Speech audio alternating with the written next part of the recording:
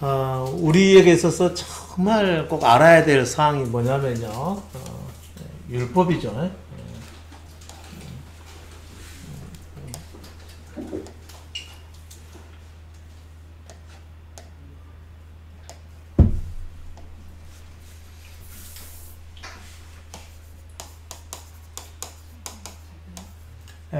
율법을 알지 못하면 여러분 그 지식으로 알라는 얘기가 결코 아닙니다. 내 속에의 그 율법적 성향들이 이 율법과 관련된 말씀을 통해서 분명하게 파악이 되고 내 실제적 삶이 바뀌어지지 않으면은 결코 믿음으로 전환될 수가 없습니다. 그럼 현재의 우리의 신앙적 삶, 예수 그리스도를 믿고 살아가는 삶은 과연 믿음의 삶인가? 라고 봤을 때 믿음의 삶이 아직은 아니죠. 왜냐하면 믿음의 삶으로 전환이 되려면 율법적 삶이 버려져야만 됩니다. 근데 우리는 본래 율법적 삶을 살게 되어 있던 것이죠. 창세기에 말씀이 나온 것이 뭐죠? 아담과 하와가 선악을 아는 열매를 먹어서 그 지식을 갖게 됐던 것이죠. 뭐가 자신에게 좋은지 나쁜지를 스스로 판단을 해서 거기에 따라서 행동으로 옮기게 된 것이죠.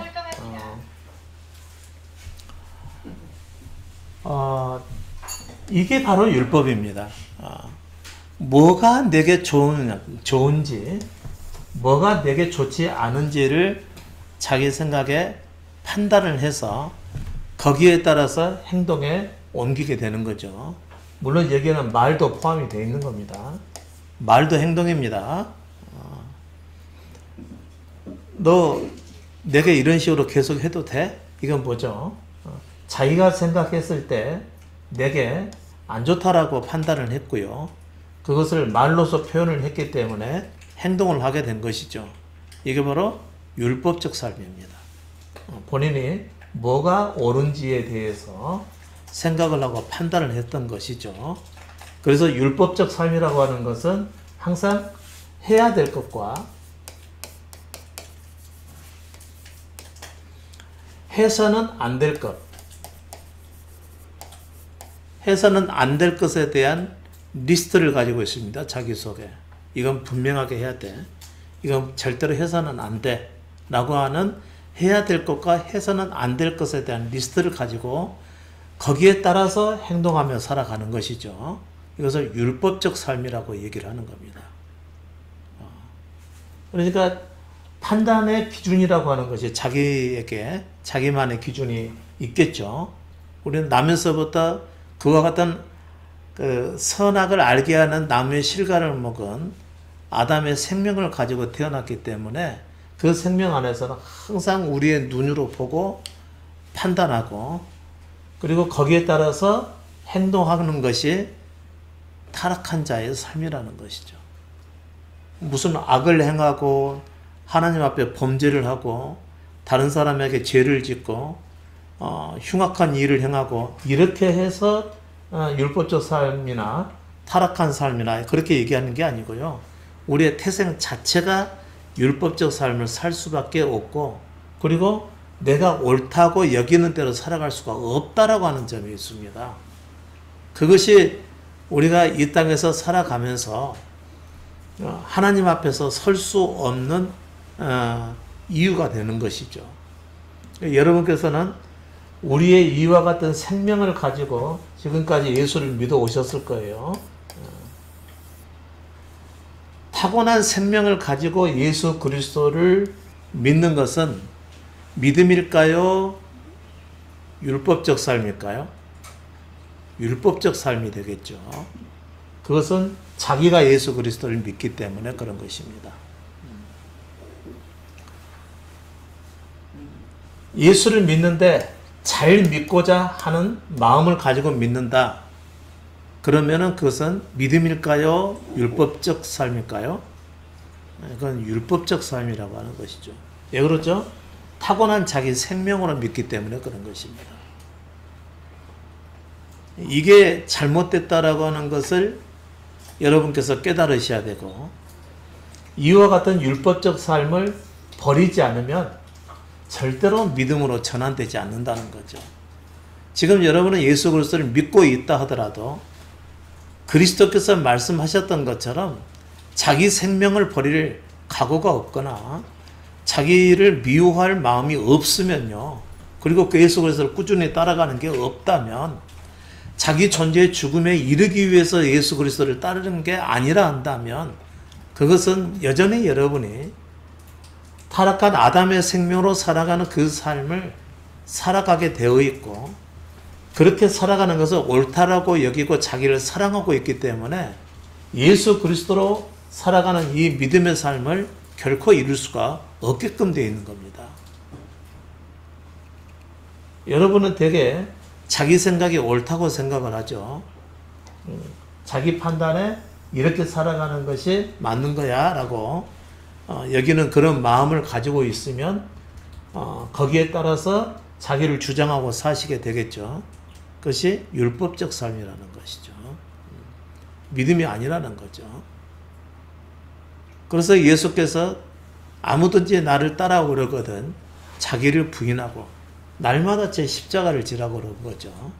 내 속에서 나오는 내가 선하게 살고 악하게 살고자 하는 삶의 기준들을 가지고 사람들을 보고 판단하고 행동해왔던 이와 같은 육신의 삶을 버리지 않으면, 그와 같은 율법적 삶을 버리지 않으면 믿음의 삶으로 전환이 안 된다는 거입니다. 그래서 예수께서 자기 속에서 나오는 생각을 모두 내려놓으라고 말씀하신 것이죠. 그것은 율법적 삶을 내려놓으라고 하는 그리스도의 그 권면이셨던 것이죠. 그렇지 않으면 절대로 믿음으로 따라 믿음으로 전환이 되지를 않게끔 되어 있습니다. 대개 그리스도인들이 자기 생각을 옳게 여기고 예수 그리스도를 잘 믿어 봐야 되겠다고 생각을 하거든요. 그런데 그것은 믿음의 삶이 아니고 율법적 삶입니다. 왜냐하면 타락한 생명으로는 믿음을 따라갈 수가 없어요. 그럼 믿음의 의미가 도대체 뭐죠? 이 믿음의 의미는 내가 사는 것이 아니고 예수 그리스도로 사는 것을 믿음이라고 얘기를 하는 겁니다. 내가 사는 게 아니라는 거죠. 아담의 생명을 가지고 타고난 내가 뭐가 옳고 그른지를 판단해서 살아가는 그런 삶의 양식을 다 버려버리는 것이죠. 그리고 그리스도께서 이끄신 대로 그냥 따라서 살아가는 것입니다. 그러면 그리스도가 우리 삶을 다스리는 것이겠죠. 반드시 버려야 됩니다. 이 율법적 삶을요. 버리지 않으면 믿음의 삶이 될 수가 없어요. 그 많은 사람들이 다 예수 그리스도를 믿고 교회에 다니고 열심으로 예배를 드리고 기도하고 말씀을 보고 그 말씀 안에 살려고 하고 그렇게 살아가죠. 그 믿음의 삶일까요? 율법적 삶일까요? 자기가 옳다고 여겨서 사는 거기 때문에 율법적 삶이지 믿음의 삶이 아니라는 거죠. 제가 여기서 십자가 복음이라고 하는 것을 여러분에게 말씀해 드리고 말씀에 근거해서 하나씩 풀어드려서 여러분의 설명을 할 때 이 말씀이 정말 믿음의 말씀 맞구나 라고 생각을 하고 받아들이게 되겠죠. 나 그러면 앞으로 이렇게 살 거야. 그렇게 여긴다면은 그건 율법적 삶일까요? 믿음의 삶일까요? 율법적 삶이 되는 거예요. 자기가 사는 거잖아요. 자기가. 옳다고 여기는 것을 자기가 살겠다고 한다면은 그것은 율법적 삶이라는 겁니다. 그러면 이 말씀을 들을 때 많은 사람들이 또 한 가지 혼란한 부분들이 있어요.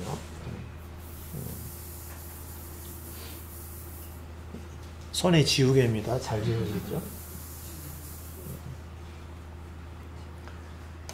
일상적인 생활, 그 다음에 믿음과 관련된, 말씀과 관련된 삶이 있죠. 제가 율법이냐 믿음이냐를 가지고 말씀을 드릴 때 1번을 얘기하는 것일까요? 2번을 얘기하는 것일까요? 당연히 하나님과 관련된 참된 믿음이나 진리의 삶을 가지고 하는 얘기지 일상적인 생활에 대한 것은 아니라는 거죠.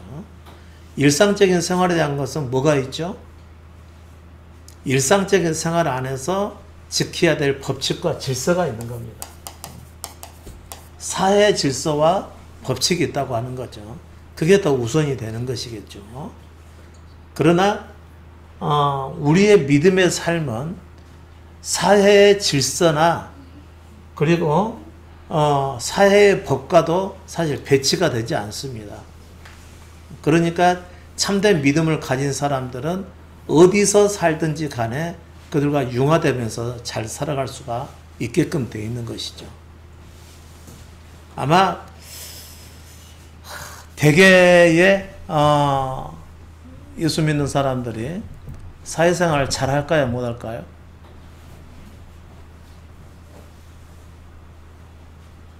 말씀 들으시는 분들 한번 생각해 보십시오. 대개 예수 믿는 사람이 사회생활 잘 할까요? 못 할까요? 못 합니다. 사회에서는 힘있고 똑똑하고 지혜롭고 가진 수단과 방법을 다 가리지 않고 크게 이기적이고 양심적인 것보다는 이기심이 훨씬 더 강하죠. 그런 논리로 살아가고자 하는 곳이 세상이죠. 근데 대개의 예수 믿는 사람들은 본인들이 의롭게 살려고 하는 경향을 가지고 있습니다. 나는 의롭게 살려고 하는데 그 사람들과 대해서는 그들과 똑같이 살아갈 수가 없는 문제라는 거죠. 나는 저렇게 살아서는 저렇게 안 살고 싶다는 생각을 하게 되거든요. 그러니까 삶이 잘 안 맞는 것이죠. 그런데 그렇게 살아가는 이유는 뭐냐면 그들이 예수를 믿어서가 아니라 율법적이기 때문에 그렇습니다. 이미 자신의 눈으로 보고 나는 저렇게는 안 살아 하고 판단을 했던 겁니다. 이제 문제는 자신도 그렇게 저렇게 자신도 그들과 별 다르지 않으면서 말이죠. 이제 문제의 원인은 뭐냐면 자신도 그들과 별 다를 것이 없는데 자기 눈으로 보고 판단할 때 나는 저렇게 안 살아 하면서 저들과 함께 동화가 되지 못했던 것이죠. 왜냐하면 좀 더 도덕적으로 좀 더 바르게 살고 싶어하는 마음이 더 크기 때문에 그랬던 것입니다. 그런데 그것을 우리는 예수를 믿어서 그렇게 살아가는 게 아니고 나는 그들보다는 조금 더 율법적이기 때문에 이렇게 살아서는 안 돼, 이렇게 살아서는 안 돼, 선하게 살아야 돼, 그리고 바르게 살아야 돼 라고 하는 그와 같은 율법의 조항들이 많이 있기 때문에 그런 조항들이 별로 없이 마음껏 살아가는 사람들과 더불어서 살아가는 것이 어렵기 때문에 잘 조화가 안 된다고 하는 거죠. 그러니까 자기를 알아줄 만한 곳을 찾아가게 되겠죠. 그것이 어디죠? 여러분들이 그동안 다니셨던 교회들이라는 것이죠. 가니까 사회에서는 나를 무시하고 인정해주지 않았던 것을 조금만 잘해도 교회 안에서는 너무 잘했다고 사랑합니다, 축복합니다, 인정을 해주고요. 또 하나님께서 사랑하실 것입니다. 북돋아 주니까 좋았던 것이죠. 이제서 내 세상을 만났다라고 생각을 하고 교회에서 열심히 신앙생활을 하거든요. 믿음 생활일까요? 율법적 삶일까요? 율법적 삶이라는 거죠. 그러니까 일상적인 삶에 대해서는 그 질서 안에서 살아야 되는데 본인이 자기만의 율법을 가지고 여기에 적응하면서 살려고 하다 보니까 서로 조화가 안 되는 것이죠. 그런데 자기하고 딱 맞는 것이 교회로 딱 가니까 칭찬해주고 인정을 해주니까 여기가 내 세상이라고 생각하고 사회생활을 못하면서 교회생활 잘하는 사람들이 있습니다. 이것은 믿음 생활일까요? 율법적 삶일까요? 율법적 삶이라는 거죠. 제가 여기 계신 분들 뵙고 광주에 계신 식구들도 뵙고 또 우리 준모임에 참석하신 분들도 뵙고 그러니까 다들 사회생활 잘 못하게 생겼습니다. 왜냐하면 자기만 조금 바르고 의롭게 살고자 하는 경향이 강하기 때문에 그렇습니다. 그러니까 착한 사람들은 다 교회가 있는 것처럼 보이죠. 이분들은요, 사회에서 잘 적응을 못 하신 분들입니다. 교회라고 하는 공동체 내에서나 조금 인정받고 제대로 살아보자 해서 그쪽으로 가니까 알아주니까 열심히 다녔던 것이죠. 그러나 그것은 믿음의 삶이 아니라 율법적 삶입니다. 이제서 내 세상을 만났다, 나하고 비슷한 곳을 만났다, 이렇게 여기는 것이죠. 율법적 삶이라고 하는 것은 자기 속에 해야 될 것과 해서는 안 될 것들을 자기 마음속에 두고 그 기준에 따라서 생활하는 것을 율법적 삶이라고 합니다. 그런데 제가 여러분 분명히 말씀해 드립니다. 이것은 진리에 관한 것과 하나님을 향한 것을 얘기하는 것이지 일상적인 삶을 가지고 얘기하는 게 아닙니다. 여러분께서 집안에서 생활했을 때 일상적인 삶을 살아가는 데 있어서 반드시 지켜야 될 질서가 있죠. 그 질서를 어기게 되면은 문제가 생겨나게 되는 것이죠.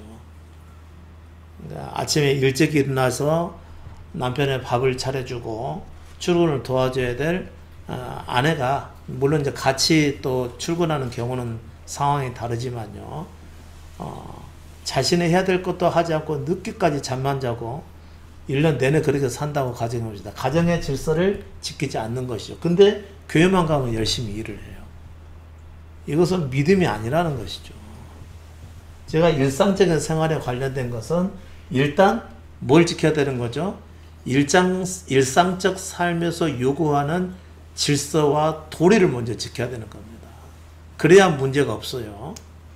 그 다음에 이제 제가 여기서 율법과 믿음을 얘기하는 것은 먼저 여러분께서 가지고 있는 본래적으로 가지고 있는 율법적 삶을 버리지 아니하면 절대로 믿음의 삶으로 전환이 안 된다는 것이고요. 그러면 율법적 삶은 무엇이냐 하는 얘기는 내 속에 해야 될 것과 하지 말아야 될 것을 가득하게 두고 그 리스트를 두고 그것을 지키며 살려고 하는 것이 율법적 삶이라는 겁니다. 근데 예수께서는 나를 따라오려거든 그렇게 살아왔던 네 자신을 다 내려놓고 부인하고 나를 따르라고 이렇게 말씀하셨다는 것이죠. 그러려면 먼저 선결돼야 될 문제가 있겠죠.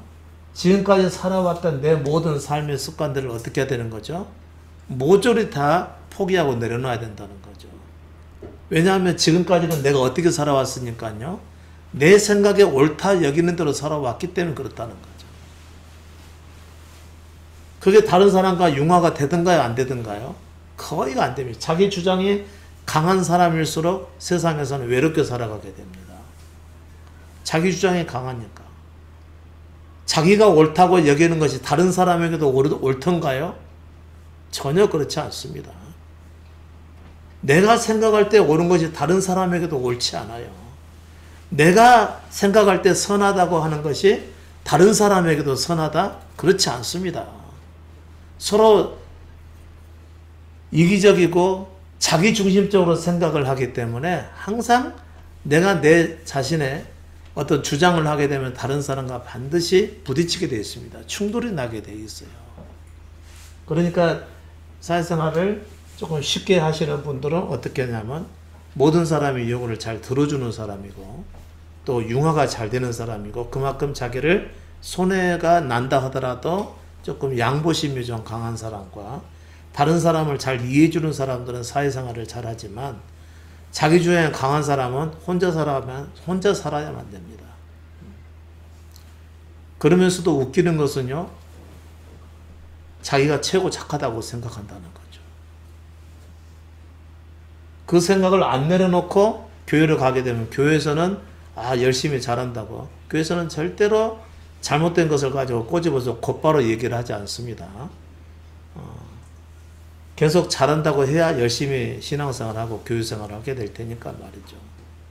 부정직하죠, 사실은. 보는 눈도 없고요. 저건 절대로 안 되는 것인데 그냥 인정을 해버리는 거죠. 뭐든지. 사랑으로요. 그건 사랑이 아니죠. 진실을 덮는 것이죠. 잘못 살고 있는 게 눈에 뻔하게 보임에도 불구하고 지적을 하지 않고 문제없이 덮어버리고 살아버린다는 것이 교회잖아요. 그리고 사랑합니다. 축복합니다. 이렇게 위로를 해주고 격려해준다는 거죠. 변할까요? 안 변할까요? 절대로 안 변합니다. 그럼 구원을 받느냐? 구원 받을까요? 못 받을까요? 절대 못 받죠. 율법 안에 있는데 어떻게 구원을 받아요? 율법을 버리고 오직 예수만을 따르는 믿음의 삶으로 전환이 돼야지 구원을 받는 것이지 율법 안에 살면서 어떻게 구원을 받아요? 근데 대개의 사람들은 율법 안에 살면서 구원받는다고 생각을 하고 있고요. 여전히 예수를 믿고 따른다면서 자기 생각을 그대로 고집하고 주장하는 사람들이 있습니다. 그리고 자기 속에 해야 될 것과 하지 말아야 될 것에 리스트가 쫙 쌓여 있는 것이죠. 거기에 맞춰서 살려고 하니까 얼마나 피곤하겠어요. 아마 지금도 이 말씀 들으신 분들, 피곤하신 분들 계실 거예요. 머릿속이 복잡한 거죠. 본인이 풀어가야 되니까. 뭐가 어떻게 잘못돼서 나는 어떻게 살아야 되는지 이 생각하느라고 머리가 복잡해 있는 겁니다.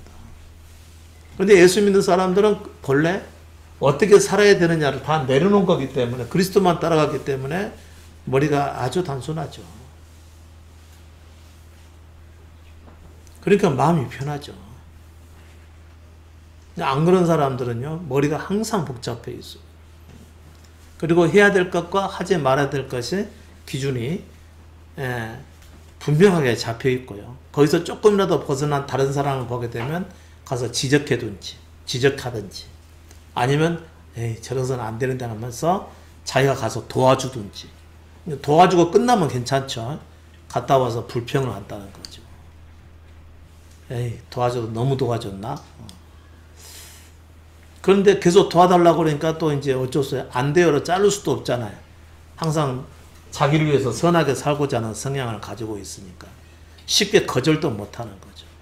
대개 예수 믿는 사람들이 거절을 잘해요? 못해요? 죽어도 못하죠. 거절을. 마음은 싫은데 거절을 못하는 거예요. 가식이죠.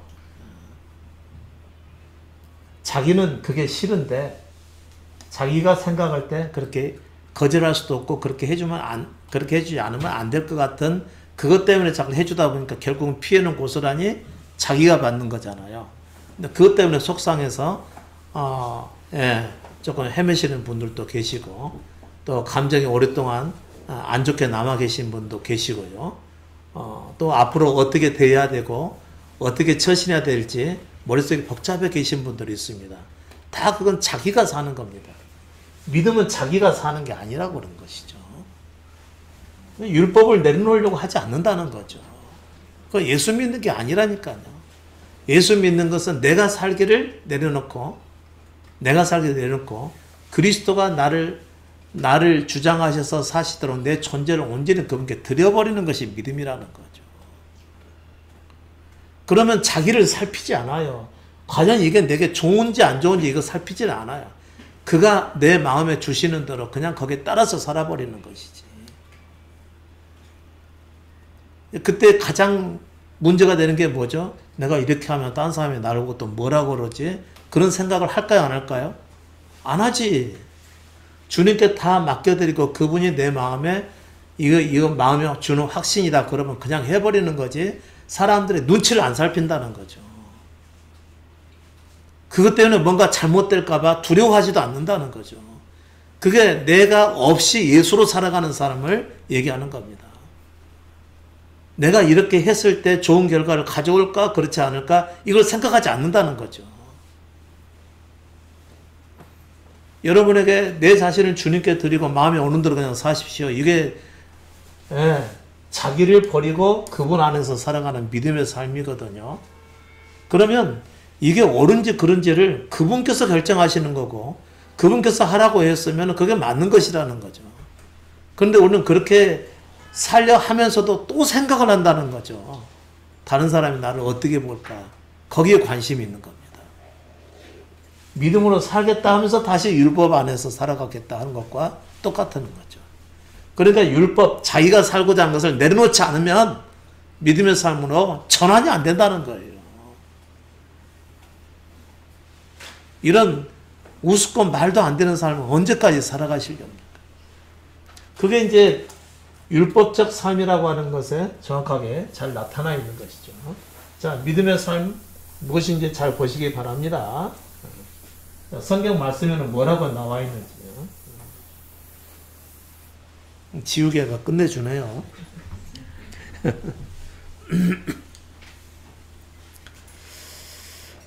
자, 율법적 삶의 특징이 있습니다.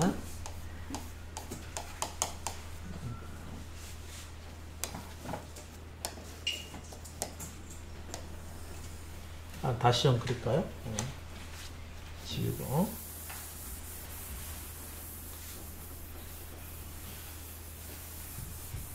가끔씩 이상해져요.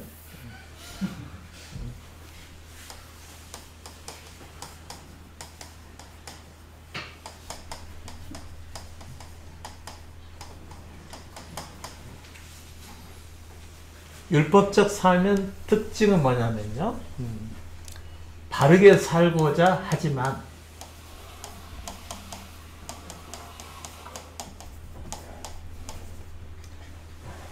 자기는 그대로 살 수 있나요? 못 사나요?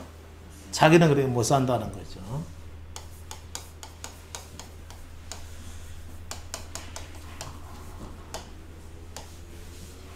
여러분 이거 잘 이해를 하셔야 됩니다. 여러분들은 여러분이 말한 대로 사셨나요? 대답해 보세요. 자기가 말한 대로 다 사신 분 계셔요? 그게 바로 그 사람의 율법적 삶을 살고 있다는 증거죠. 여러분이 뭔가를 생각했을 때 이것이 옳다라고 여기고 다른 사람에게 가르쳤어요. 성경 말씀을 열심히 공부해가지고 깨달은 대로 그것을 알지 못하는 다른 사람과 나누면서 그것을 가르쳤습니다. 자신은 가르친 대로 살까요? 못 살까요? 예? 못 살죠.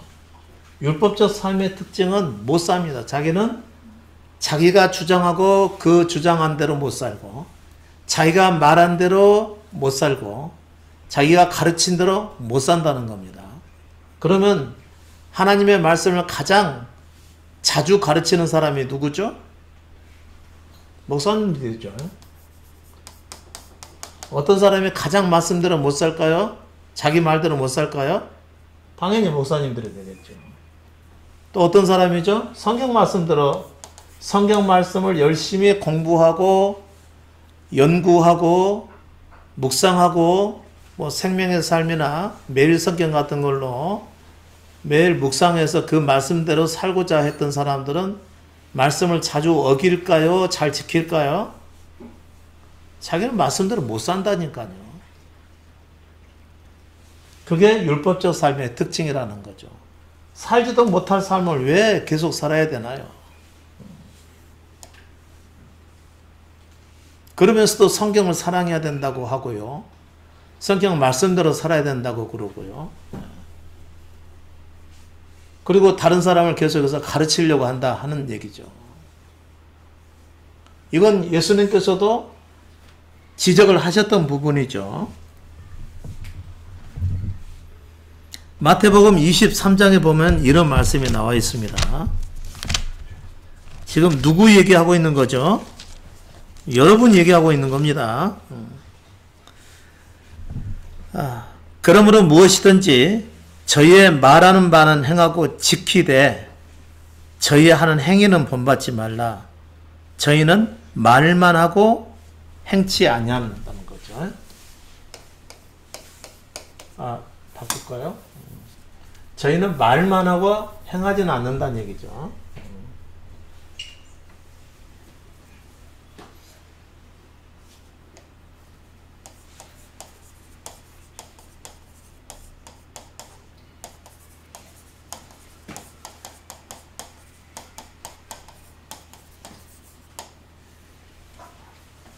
목사,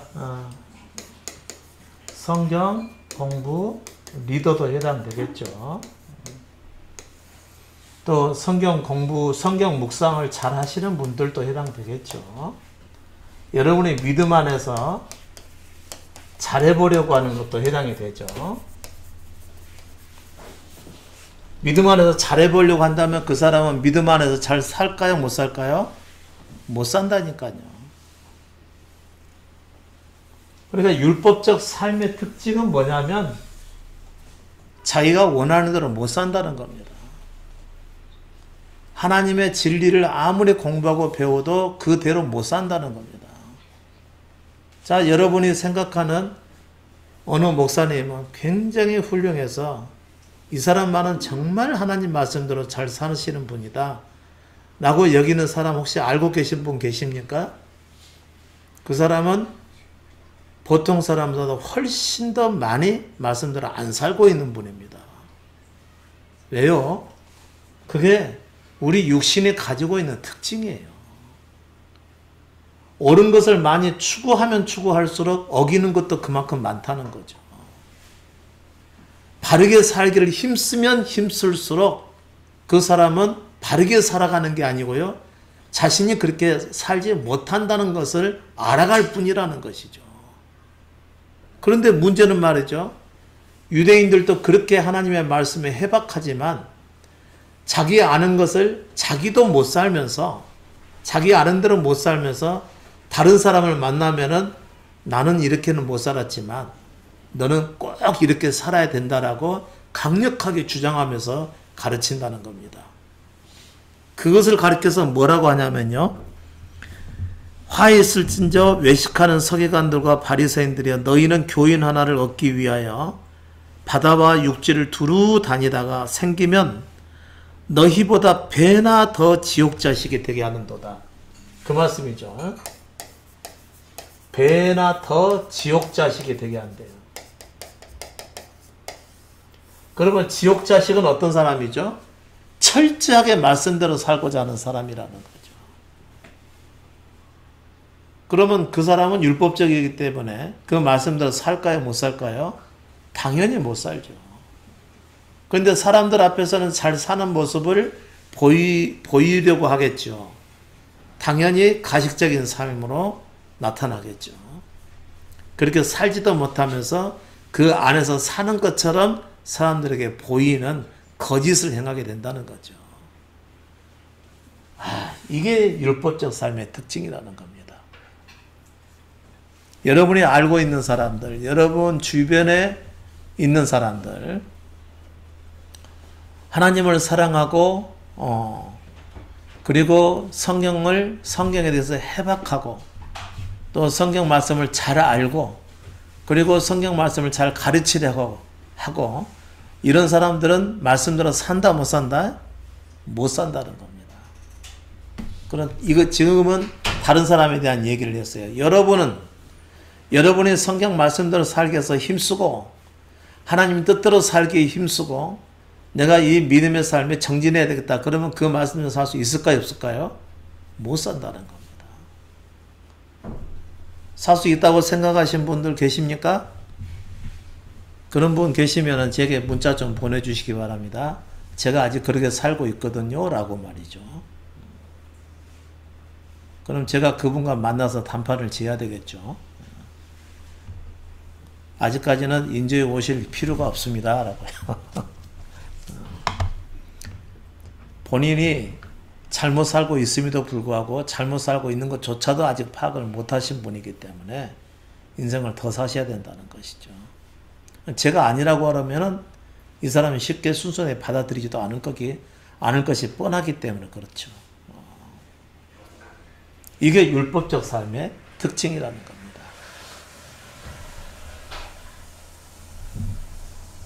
그러니까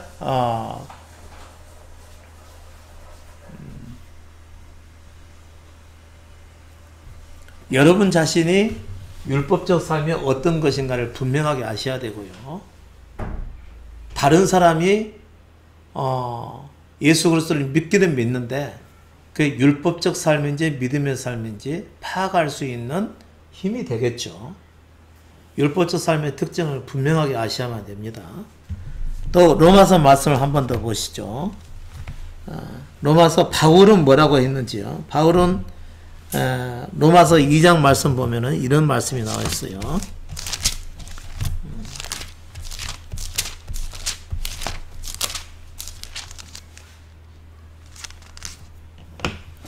어리석은 자의 훈도요 어린아이의 선생이라고 스스로 믿으니 그러면 다른 사람을 가르치는 네가 네 자신은 가르치지 아니하느냐. 도적질 말라 반포하는 네가 도적질하느냐. 간음하지 말라 말하는 네가 간음하느냐. 우상을 가증히 여기는 네가 신사 물건을 도적질하느냐 그랬습니다. 자, 가르치는 사람이 어떻게 지키나요? 못 지키나요? 못 지킨다는 것이죠. 이것은 모든 사람에 해당하는 것입니다. 이것은 유대인들에게만 해당하는 것이 아니고요. 모든 사람에게 해당되는 거죠. 타고난 모든 사람들. 아담의 생명을 가지고 세상에 탄생하는 모든 사람들이 선과 악을 아는 지식을 가지고 있는데 그 마음은 부패되어 있기 때문에 알지만 아는 대로 못 산다는 거죠. 율법적 삶의 특징은 나 그렇게 살아야 될 줄 알지만 아는 대로 못 산다는 겁니다.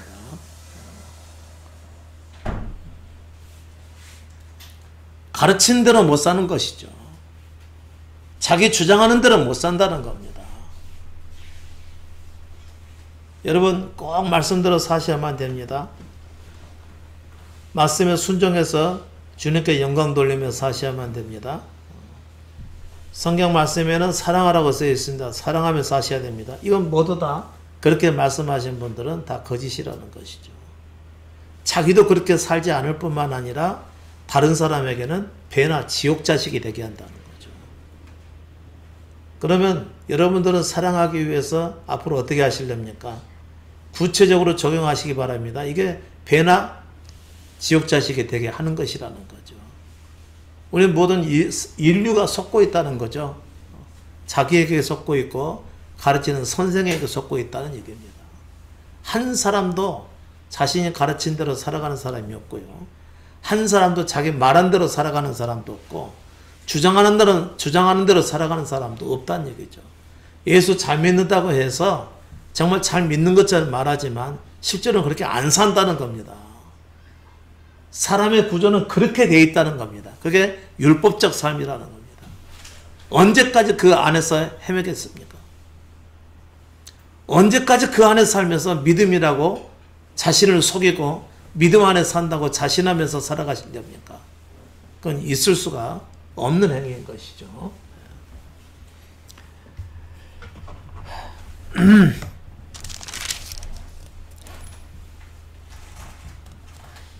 그래서 로마서 3장 4절에 보게 되면 사람은 다 거짓되되 오직 하나님은 참되시다 할지어다 이렇게 기록되어 있다는 거죠. 사람은 다 거짓되대요. 다 거짓돼. 다 거짓되니까 미워라는 얘기는 결코 아닙니다. 다 거짓되다는 거죠. 사람은요.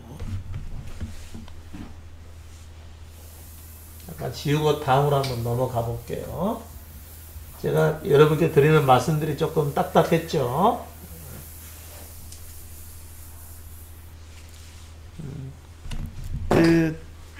엊그저께 저기 그 페이스북 문자를 주신 분이 한 분 계시는데 이분이 미국에 계시는 분입니다. 근데 워낙 참된 믿음 안에서 살고 싶어 하시고 그래서 계속해서 자신의 진보를 제게 알려주시는 분이시죠. 약 거의 한 10년 전에부터인가 우리 페이스북에 올리는 십자가 복음을 좀 보신 분이고요.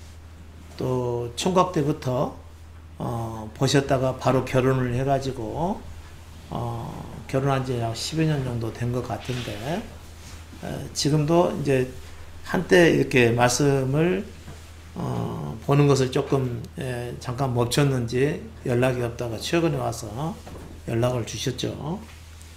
근데 조금 이제 어려움 가운데 있을 때 연락을 주신 거 보면은 확실히 말씀이라고 하는 것은 고난과 시험과 환난이 있을 때 말씀이 보여지게 됩니다. 자기 잘 나가고 별 어려움이 없고 힘든 거 없으면은 말씀이 잘 들어오질 않습니다. 혹시 우리 십자가 복음이라 할지라도 말이죠.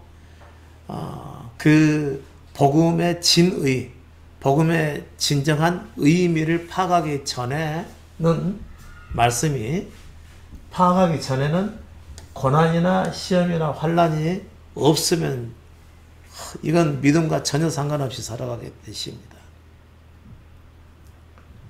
그런데 삶에서 고난과 시험이나 환난을 당하게 되면은 그때서 말씀을 생각하게 돼 있고요. 그 말씀을 붙들게 돼 있고요. 그 안에서 살게 되어 있는 것이죠.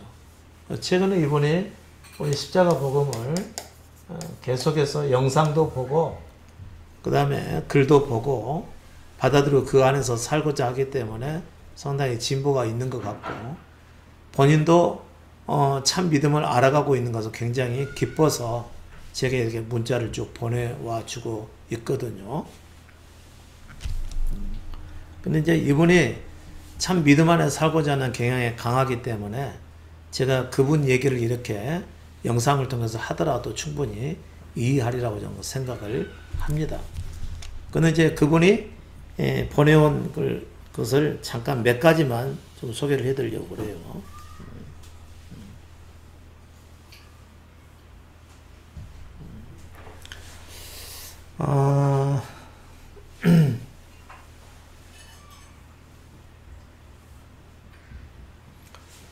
최근에 이와 같은 어려움들을 통해서요,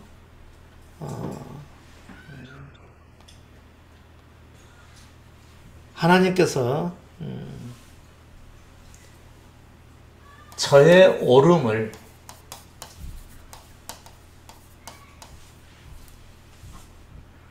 저의 오름이 다 무너졌고 그렇습니다.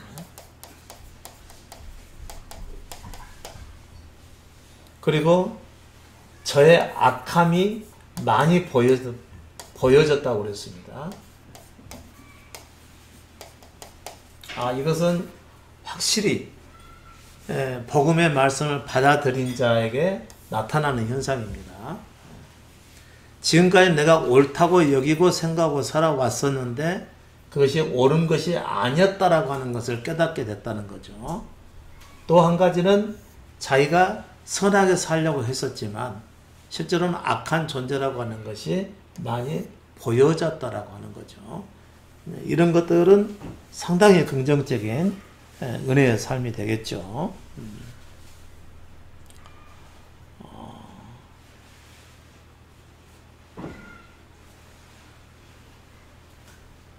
그러는 가운데서도 하나님께서 누군가를 통해서 위로를 해주시죠. 위로를 해주시고 계속해서 믿음의 삶을 살아갈 수 있도록 돕는 역할을 하시는 것이죠. 그리고 십자가의 삶을 통해서 본인이 깨닫게 되는 것이 있습니다. 여전히 십자가 죽음을 향해 가고 있지만 저에게 다가오는 어려운 일들과 힘든 환경이 그분의 본심이 아닌 것을 어렴풋이 알게 된 것 같습니다. 이와 같은 어려운 환경을 허락하시는 하나님이 내게 이와 같은 것을 만나게 해주셨는데 이것은 그분의 본심이 아니다는 것이죠.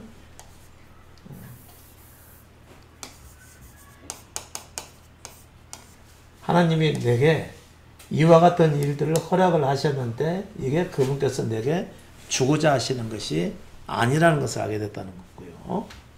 그리고 앞으로 어떤 일들과 갈등이 찾아올지는 모르지만 제 마음에 그분께 향한 신뢰가 있기에 겁이 나지 않습니다. 그랬죠. 한 가지만 더 써드릴게요. 제 마음에 그분을 향한 신뢰가 있기 때문에 어떤 갈등이 찾아온다 하더라도 신뢰가 있기 때문에 겁이 나지 않을 것 같습니다. 그렇습니다. 겁나지 않을 것 같다. 이것은 이제 믿음의 말씀을 경험을 했을 때 자기 속에서 나오는 현상이 되겠죠. 좋은 일도 올 것이고 어려운 일들도 올 것이지만 변하지 않는 것은 하나님께서 저를 십자가 죽음으로 인도하시는 은혜이기에 좋은 일과 나쁜 일에 크게 상관할 필요가 없다는 것을 알았습니다. 참 귀한 것을 알게 된 거죠. 물론 여러분들도 이 안에서 살고 계신 분들이 많이 있습니다. 근데 이제 이분도 이와 같은 상황을 통해서 깨닫게 된 거죠. 좋은 일과 나쁜 일은 항상 찾아오는 것인데 이것은 내가 크게 상관할 바가 아니라는 것이죠.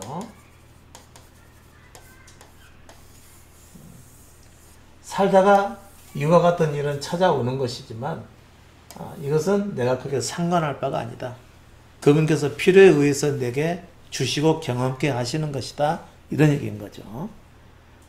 어려운 일들 앞에 낭망도 될 것이고 또 침륜에 빠질 수도 있겠지만 감사한 것은 저에게는 유튜브를 통해서 목사님의 말씀을 항상 들을 수 있고 페북이나 블로그 글들을 통해 목사의 말씀을 가까이 할 수 있다는 것이 제게는 참 감사한 일 같습니다. 이렇게 보내왔어요.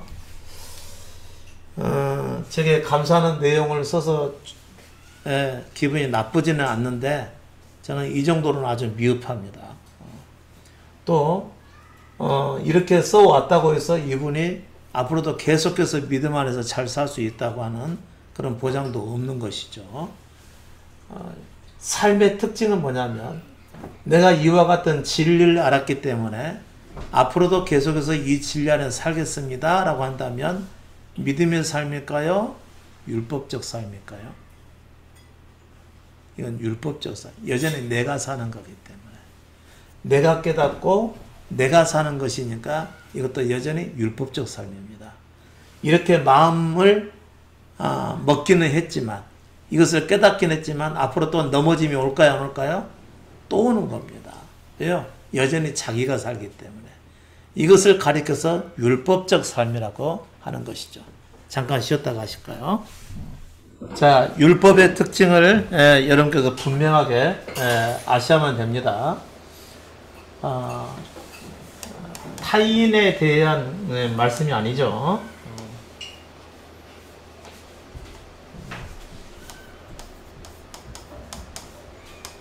항상 타인을 통해서 자신을 볼 수가 있어야 되겠죠.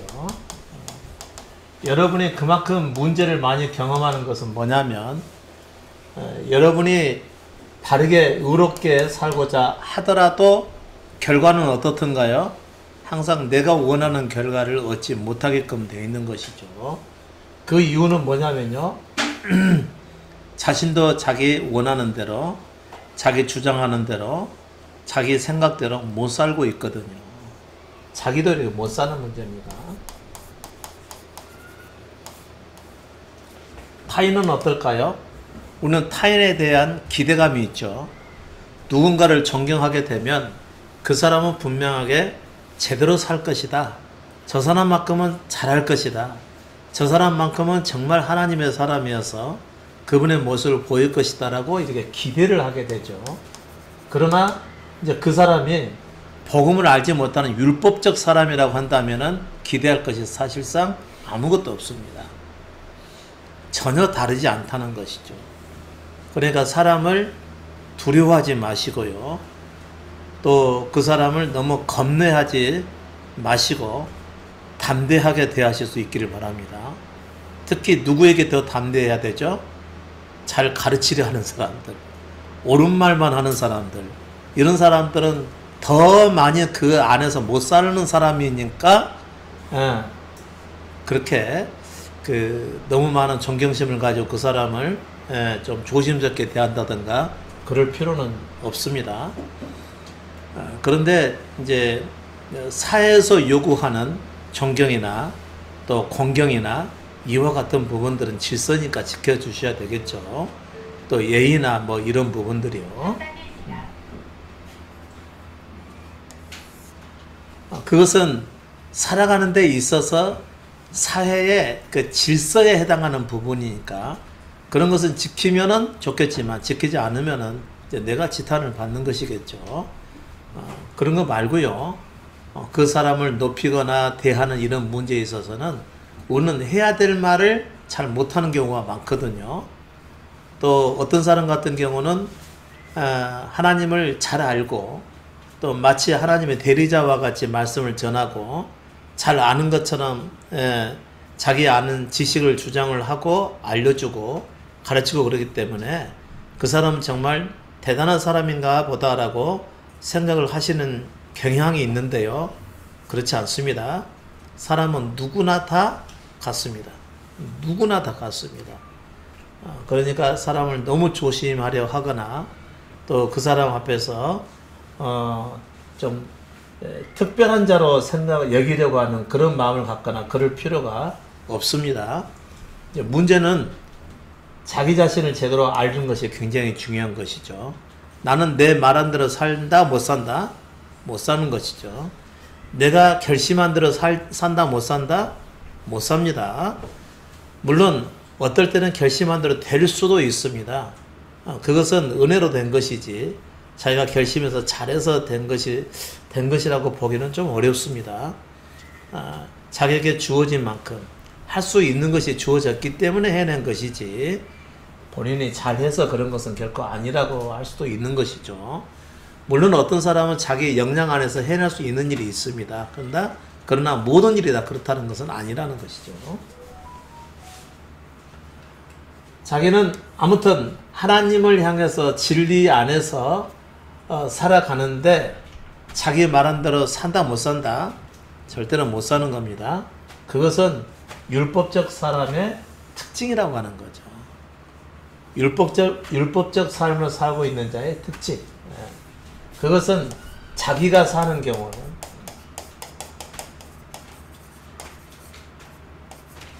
자기가 살 경우에는 절대로 자기 원하는 대로 자기 뜻대로 못 산다는 것이죠.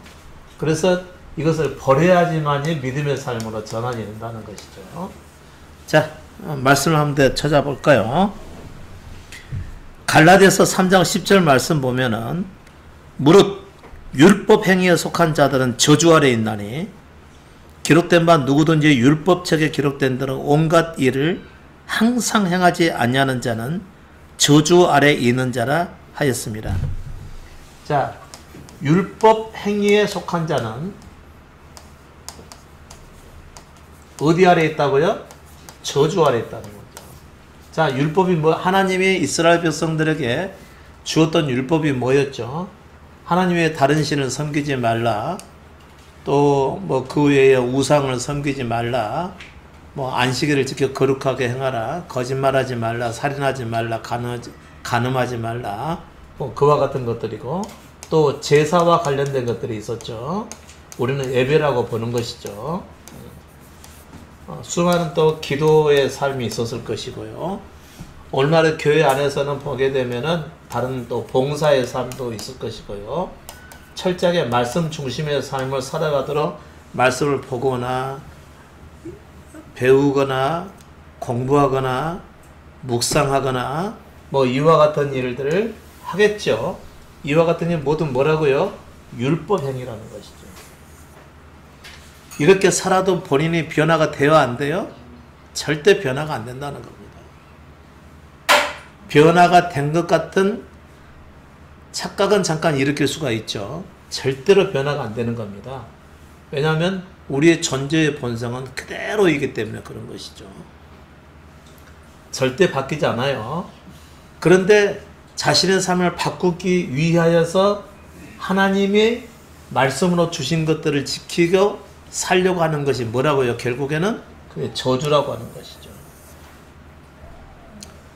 살 수도 없는 삶을 살아내기 위해서 힘쓰니까 그것은 저주가 될 수밖에 없다는 얘기입니다.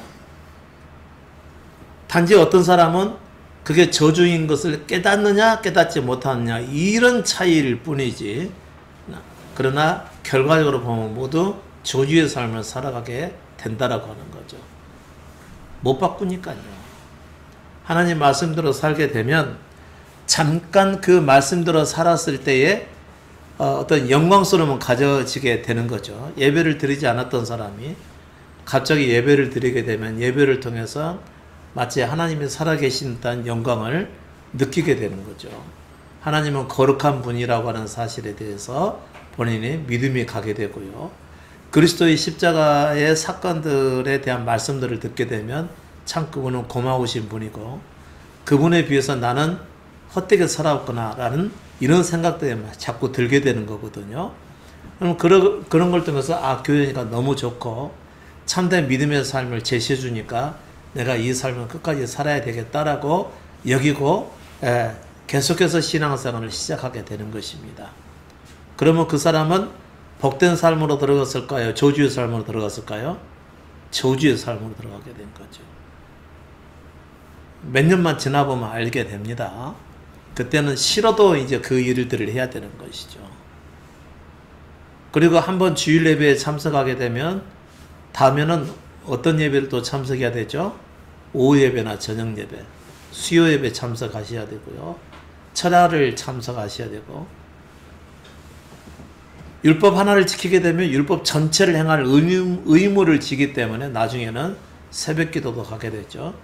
근데 하게 되면 좋아요, 안 좋아요? 좋습니다.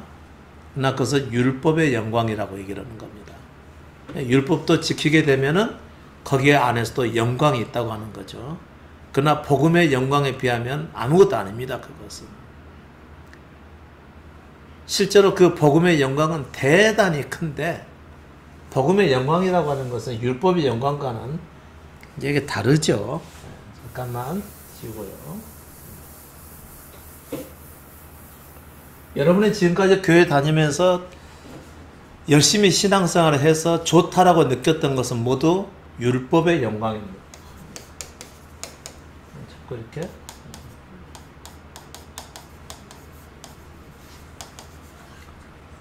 말씀을 가까이에서 암송하고 공부하게 되면 말씀과 상관없이 살았을 때와 비교해서 어떻던가요? 좋아요, 안 좋아요? 좋죠. 그것이 율법의 영광이라는 것이죠. 선한 일을 했을 때에 어떤 영광심을 갖게 되죠. 좋은 마음이 들고요. 행하기를 잘했다 이런 마음이 드는 것은 율법의 영광을 가진 겁니다. 말씀대로 살았다고 자부하게 됐을 때 자부심이 강해지는 것은 뭐 때문이죠? 율법의 영광인 겁니다. 없어질까요? 남아있을까요? 금방 없어지게 되죠. 그리고 다음에는 더 잘해야겠다는 생각을 하게 되는 거죠. 그러면 오늘날 대개 그리스도인들은 어떻게 살아갈까요? 더 잘하기 위해서 살아가게 됩니다.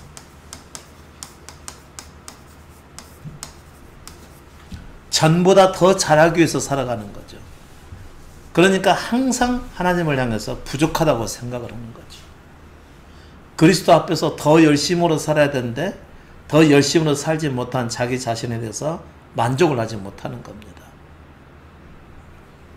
자기를 계속해서 정죄하게 되겠죠. 그리고 더 많은 충성되고 헌신된 삶을 살아가기 위해서 그리스도의 도우심과 은혜와 힘을 필요로 하게 되겠죠. 그래서 그걸 놓고 또 기도하게 되는 것이죠. 그래서 더 잘하고 싶어하는 삶을 살아가는 것이죠. 가끔씩 이루어지게 되면은 그 영광을 잠깐씩 맛보게 되는 것이죠. 그런 삶을 원하다가 찬송이라도 부르게 될 것 같으면 그 찬송하는 소리 그 가사가 자기의 심금을 울리게 되죠. 그리고 눈물이 흐르게 되면은 더더욱더 충성된 삶을 살아야 되겠다고 다짐을 하게 됩니다. 그러고 나서 마음이 좋아지는데 그것을 율법의 영광이라고 그러는 겁니다. 그러나 집 문 열고 방 안에 들어가게 되면 또 집안 식구들을 만나게 되면은 좋은 환경이면 괜찮겠지만 부정적인 환경을 만나게 되면 순식간에 다 사라져 버리는 것이죠. 율법의 영광은 잠깐 그렇게 있다가 없어져 가는 것입니다. 그리고 나서 더 더 잘하고자 하는 삶을 계속해서 도전을 받아야 되고 또 거기에 대해서 충성을 해야 되고 제어 헌신을 해야 되고 그렇게 살다 보면 그 자기 원하는 대로 살 수 있을까요? 없을까요? 또 못 살죠. 못 사니까 다시 제어 헌신을 하게 되는 겁니다. 제가 또 어겼네요. 주님 도와주세요 하면서 또 제어 헌신하고 떼어 제어 헌신. 언제까지 그렇게 살까요? 복음을 깨닫기까지는 계속해서 그 율법 안에 살게 돼 있다는 거죠. 이것을 뭐라고 그러죠? 이것을 저주의 삶이라고 얘기합니다. 이런 삶을 사셨나요? 안 사셨나요? 언제까지 또 그렇게 사실 겁니까? 물론 지금은 과거에 다녔던 그런 교회를 잘 안 다니신 분들은 이런 것을 맛보기는 어렵겠죠. 그러나 그런 교회 안 다닌다고 해서 이 저주의 삶을 경험하지 않게 되는 것은 아니죠. 자기 안에 여러 가지 기준, 해야 할 기준이 있죠. 하지 말아야 될 기준도 있죠. 해야 하고 하지 말아야 될 기준을 본인이 가지고 있으면 자기는 괜찮은데 다른 사람과 함께 살면서 이건 분명히 해야 되는데 저 사람 왜 안 하지?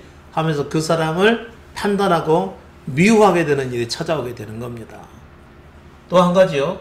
하지 말아야 될 기준을 가지고 있으면 이건 하지 말았는데 저 사람 왜 저러는 것일까? 한두 번도 아니고 제가 얘기를 했음에도 불구하고 왜 계속해서 저런 일을 하는 것일까? 나를 무시해서 그러는 것일까? 이런 생각이 들 것 아니겠어요? 이것은 가정에서도 벌어지는 일이고요. 직장에서도 벌어지는 일들입니다. 여러분의 이와 같은 율법적 삶의 특징을 쭉 가지고 들었는데 자기는 그것을 알지 못하고 계속해서 고집하고 살아가게 되면 본인은 율법 아래 살기 때문에 결과는 뭐죠? 좋은 일일까요? 저주일까요? 계속해서 저주의 삶이 나타나는 것이죠. 사람들 미워하고 못마땅하고 그들과 다퉈가지고 약간의 논쟁이라도 벌어지게 되면 마음이 안 좋고 또 그런 걸 괜히 또 그런 걸 가지고 지적을 해서 하지 말아야 될 말을 한 것이 아닐까 하고 자기를 자책하기도 하고 이런 일들이 벌어지는 것이죠. 항상 갈등 가운데 쌓이는 것입니다. 뭐 술을 좋아하지 않은 사람들이 안 먹겠지만은 일반적인 사람들은 그렇게 서로 충돌이 일어나게 되면은 거의 또 술을 마시고 계속해서 반복이 되잖아요. 그게 뭐죠? 율법의 저주라는 겁니다. 비록 그런 사람들의 신앙생활을 하지 않는다 하더라도 말이죠. 전에 다니던 그런 교회들을 다니지 않는다 하더라도 본인의 율법적 특징과 성향 때문에 본인이 힘들어서 살게 돼 있다는 것이죠. 언제까지 그것을 계속해서 살려 하시냐는 얘기죠. 우리의 태생 자체가 잘못된 것이고 우리 생명 자체가 잘못된 것이며 생명 자체가 율법으로 만들어졌기 때문에 계속해서 우리는 해야 할 것과 하지 말아야 될 것을 머릿속에 담아놓고 남들이 어떻게 사는가 보자 하고 보고 판단하고 마음의 미움과 사랑의 감정과 친절의 감정 이런 것들이 계속 나타나게 되는 거거든요. 사랑하고 친절하게 대해주면 그걸로 끝나야 되는데 또 자기에게 미치지 못하면 내가 괜한 일을 또 했겠다고 생각하고 자기를 또 자책하게 되는 겁니다. 이게 저주의 삶이라는 것이죠. 내가 나 자신을 미워하고 다른 사람과 충돌이 일어났던 거기에 대해서 또 그 사람과 별로 갈등이 일어나니까 안 좋게 되고 좋은 결과라고 하는 것은 거의 없다는 거죠. 그래서 인생은 피곤하고 지치고 고통스럽죠. 저주의 삶인 겁니다. 왜 그럴까요? 율법적 삶을 가지고 있기 때문에. 율법적 삶은 뭐라고 그랬죠? 선과 악을 가려서 살아가는 것이죠. 내가 철저하게 내 머릿속에 기준을 가지고 살아가는 것입니다. 그런데 그러던 사람들이 교회를 가니까 너무 평화롭고 좋거든요. 그래서 다녔더니 그 성향을 안 버리고 그대로 교회 가서 예수 잘 믿고 기도 열심히 하고 예배 열심히 드리고 예배도 그냥 드리는 것이 아니라 최선을 다해서 드리고자 할 것이고요. 그리고 예배를 그냥 드리는 것도 아니고 미리 준비해서 드리게 되고요. 예배의 성공을 위해서 힘쓰고 기도하고 준비하게 될 것이고 그리고 끝나서 말씀을 잘 들리고 축도를 받게 되면 마음이 좋아지겠죠. 이건 율법의 영광입니다. 믿음이 아니라고요. 한번 그렇게 하게 되면 다음엔 더 잘하기 위해서 또 그렇게 하겠죠. 그러면은 그걸 통해서 좋은 것을 거둘 수도 없는데 계속 그 일을 행하게 된다는 거죠. 남들은 편하게 가서 산 위에 올라가서 야호를 외치고 그러는데 본인은 지키지도 못하고 이루지도 못할 삶을 위해서 저주받은 삶을 꾸준하게 살아가야 된다는 거죠. 계속해서. 오히려 예수 믿고 교회 다니는 것이 저주의 삶이 되어버리는 것입니다. 그런데 그 사람이 그게 믿음의 삶에서 얼마나 좋았겠어요. 그게 율법의 삶이라는 겁니다. 율법적인 자기 존재를 버리지 않아서 생긴 믿음이 아닌 삶이기 때문에 저주의 삶이 찾아오게 된 것이죠. 갈라디아서 말씀 보겠습니다. 무릇 율법 행위에 속한 자들은 저주 아래에 있나니 그랬어요. 그렇죠? 제가 지금까지 말씀해 드린 겁니다. 여러분이 그동안 예수를 믿고 열심히 살아오는데도 불구하고 삶이 이상한 것이죠. 풀리지도 않고 은혜도 못 받는 것 같고 믿음 안에서 진보도 일어나지 않고 주님을 닮고 싶지만 닮아지지는 않고 내가 이러다 천국에다 가게 될지 어떨지 그것도 의심이 되고 그렇게 되겠죠. 그렇게 확신을 했음에도 말이죠. 저주의 삶은 꾸준하게 살고 있기 때문에 그런 것이겠죠. 분명하게 성경에는 그렇게 나와 있죠. 율법 행위에 속한 자들.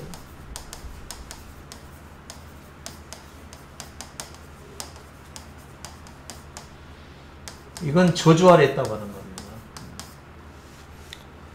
예배 열심히 드리고자 하는 자들, 기도 열심히 하고자 하는 자들, 많은 사람 전도하고자 하는 사람들, 땅끝까지 복음을 증거하기 위해서 예수 알지 못하는 나라에 가가지고 거기서 사람들에게 예수 이름을 알리고 문화활동하고 전도활동하고 이와 같은 모든 선교활동들은 다 뭐죠? 저주받을 행위라는 것이죠.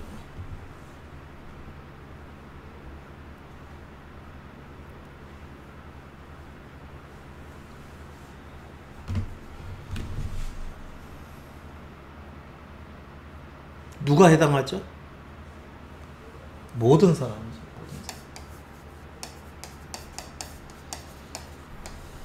모든 사람이 해당하는 겁니다. 왜요? 아담의 생명을 가지고 세상에 태어났기 때문에 그런 거죠. 여러분이 지금도 여러분이 가진 그 생명을 가지고 하나님을 향해서 살고자 한다면 그게 뭐죠? 믿음일까요? 율법적 삶일까요? 율법적 삶. 아, 십자가 복음이 이런 거구나. 아, 이게 진짜 복음 맞네? 그럼 이 말씀 안에서 내가 살기를 힘써야지. 그러면 그 사람은 율법적 삶입니까? 믿음의 삶입니까? 율법적 삶. 자기가 사는 것이면. 그런데 십자가 복음에서 요구하는 대로 내가 살기를 포기해버리고 주님께 온전히 맡겨서 그분께서 열어주신 대로 살겠다고 한다면 그것이 곧 믿음의 삶입니다. 내가 어떻게 살아가느냐, 내게 무슨 일이 있었느냐, 이런 거 헤아리지 마시고요. 나는 없다고 여겨버리고 그분께서 내게 마음에 주시는 대로 그것만 가지고 그냥 살아가는 겁니다. 삶에서 어떤 일을 당하든지 말이죠. 그와 같은 것을 통해서 우리는 우리 내면의 것을 더 많이 봐갈 뿐이죠. 본래부터 죄인인 우리 존재를 많이 봐야지만 자기가 낮아지고 더욱더 그리스도를 붙들게 되는 결과가 오는 거거든요. 우리는 그리스도께 십자가 우편에서 죽었던 강도처럼요. 당신의 나라에 임할 때 나를 좀 생각하소서 하고 자기를 완전히 무시하고 그분께 긍휼을 구하는 것이 아니라면 우리는 정상적인 믿음의 삶으로 전환될 수가 없는 것입니다. 여러분이 예수를 어떻게 믿느냐? 얼마큼 열심히 믿느냐? 얼마큼 말씀 하나 살려고 하느냐? 이건 중요하지 않다는 거죠. 여전히 자기가 사는 문제이기 때문에. 다음 말씀 보겠습니다. 또 하나님 앞에서 아무나 율법으로 말미암아 의롭게 되지 못할 것이 분명하니 그렇습니다. 율법으로 의롭게 되지 않는다는 거죠.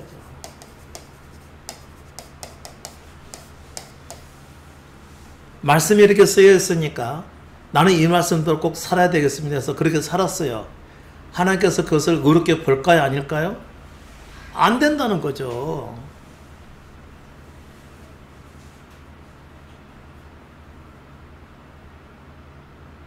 누군가에게 말씀이 이렇게 쓰였으니까 꼭 이렇게 살아서 가르침을 받았습니다. 그러면 그 가르침대로 살기 위해서 무지 힘써서 살았어요. 살아냈어도 물론 못 살 것이 뻔하지만 살아냈어도 하나님 앞에 하나님께서는 그것을 어렵게 여기지 않는다는 겁니다. 네가 잘 살았다, 정말 잘했다 칭찬하지 않으신다는 거죠. 왜요? 육신의 생명으로는 하나님의 말씀대로 살아간다는 것이 불가능하기 때문에 그렇다는 거죠. 죄인은 죄인의 삶이 나타나고 절대로 거룩한 삶이 불가하게끔 되어 있는 겁니다. 여러분 속에서 마음에 포기 돼야 되는 것이 있는 거죠. 내가 믿음 안에서 잘 살아봐야 되겠다 이런 각오입니다. 말씀대로 내가 꼭 살아야지 이와 같은 것들이죠. 아직도 자기가 살고자 하는 시도를 버리지 못한 것이죠.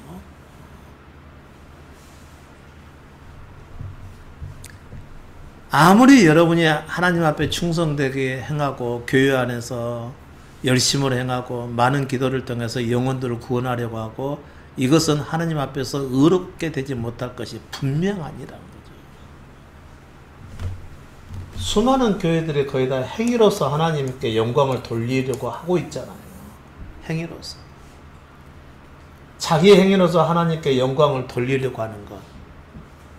하나님께서는 결코 어렵게 받지 않으신다는 겁니다.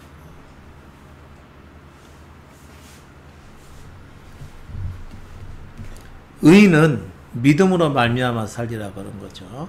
그러니까 일반적으로 신앙생활 하신 분들이 의인은 믿음으로 말미암아 살리라, 믿음으로 살리라 이런 얘기는 아주 잘 들었을 겁니다.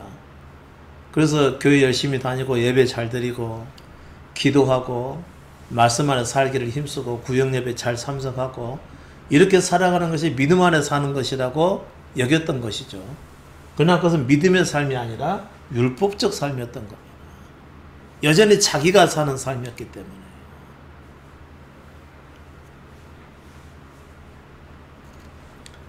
그러면서 자신들은 믿음 안에 살고 있다고 자부하고 있었다는 것이죠.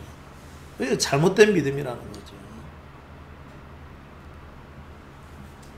그렇게 살면 마음이 평안하거나 자신의 삶의 여러 가지 문제들이 다 풀린다거나 그러면 얼마나 좋았겠어요? 근데 그렇지 않거든요. 율법적 삶의 특징은 그 결과는 항상 저주의 삶이 다가오니까 누군가가 반드시 안 좋아지게끔 되어 있어요. 누군가를 미워하게 되고 누군가 문제가 일어나게끔 되어 있죠. 자기 자신을 보더라도 자기가 좋지 않습니다. 만족과 기쁨이 계속 갈 것 같지만 그렇지 않다는 것이죠. 마음에서 상처를 입게끔 되어 있습니다. 이게 율법적 삶의 특징이라는 거죠. 그런 일을 당했을 때 우리는 상대방만 잘못했다고 생각하지만 자기도 똑같은 것입니다. 자기가 율법적 삶을 살고 있으니까 다른 율법적 삶을 살아가는 거고 사는 자들과 충돌이 일어나게 되는 것이죠. 그래서 갈등이 일어나게 되는 겁니다. 한 집안에 같이 사는 사람들도 자기 주장에 서로 강한 사람이면 다투는 날이 끝이 없죠. 다투는 날이. 근데 둘 중에 한 사람이 자기는 자신에 대해서 죽었다고 인정을 해버리면 다툴 일이 없어지잖아요. 한 사람은 계속 자기 주장할 것이고 한 사람은 거기에 대해서 반응을 하지 않아 볼 것이고. 근데 둘 다 반응을 하지 않고 자기에 대해서 죽어서 살면 얼마나 집안이 조용하고 평안하겠어요. 그러다가 너무 재미없어지면 어떡하죠? 그러는데 아닙니다. 절대 재미 안 없어집니다. 이제는 서로 간에 기대를 하지 않고 각자의 모습으로 살아가기 때문에 더 재밌어지게 되는 것이죠. 그리고 밝혀지지 않았던 매력도 보게 되는 것이죠. 근데 꼭 그렇다는 것은 결코 아닙니다. 사람도 잘 맞는 사람이 있고 잘 안 맞는 사람들이 있습니다.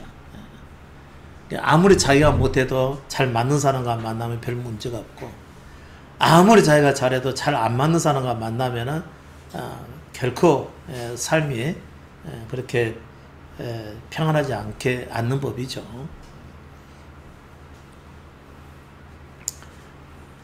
이어서 말씀하겠습니다. 율법은 믿음 안에서 난 것이 아니라, 이 율법적 삶은 믿음 안에서 난 것이 아니래요. 우리는 다 그게 믿음 안에서 나온 것이라고 여기고 있었죠. 근데 믿음 안에서 사는 게 아니라는 것이죠. 자존심에 대해서 한번 말씀드릴까요?